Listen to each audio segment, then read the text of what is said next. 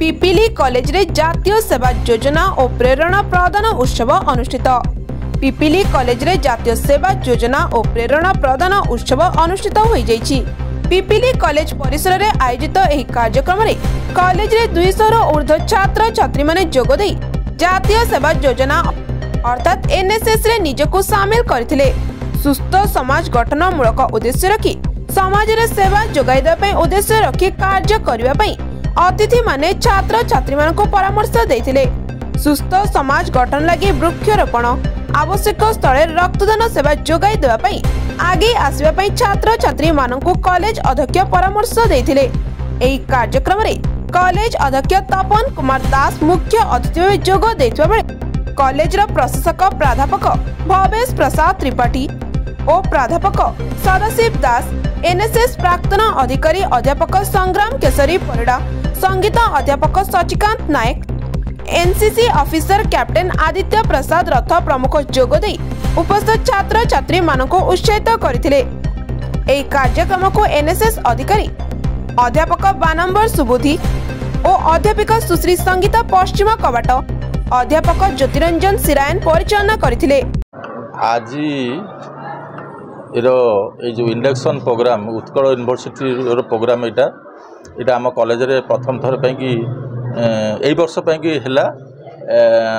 एवं ये programme T सरला induction सरला बहु पिला उत्साहित हेले प्रोग्राम रे शामिल होवाई से आमर सब सार माने प्रेरणा देले किमितिका जातीय सेवार निशु शामिल करेंगे और उत्सर्गित करेंगे पिला माने प्रेरित हेले बहुत पिला स्वेच्छाकृत भाव में एनएसएस रो मेंबरशिप नापी आग्रह प्रकाश कले नेले एवं भविष्य में बहुत नेशनल प्रोग्राम गुड़िक से केमिति कंडक्ट करेंगे से विषय शपथ नेले एवं आम कॉलेज कैंपस को किभली भाव में परिष्कार परिच्छन्न रखिए और कॉलेज कैंपस सर्वांगीन उन्नति पाई से शपथ नेले। मुझे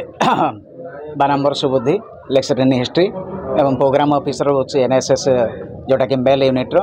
आम कॉलेज रे दुईटी यूनिट चली होची जोटा कि गोटे मेल यूनिट और गोटे female unit national service scheme जातीय सेवा योजना तो उत्कल यूनिवर्सिटी तरफ स्पॉन्सरिंग प्रोग्राम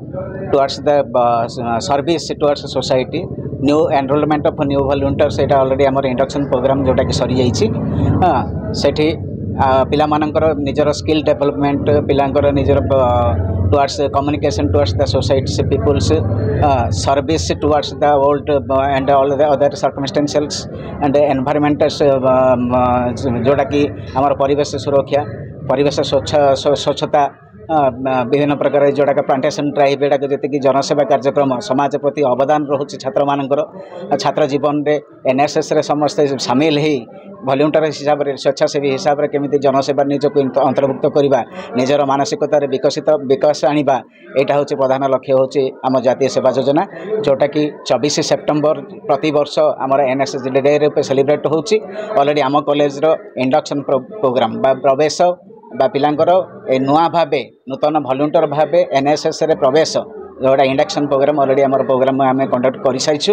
ये समस्ते खुशी रे निजर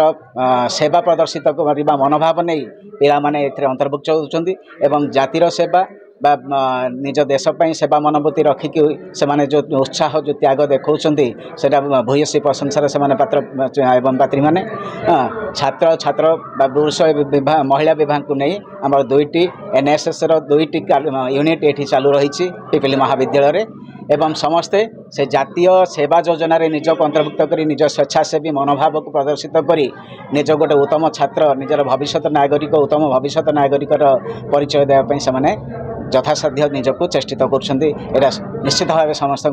स्वागत योग्य पदक्षेप। Bureau report ONM news.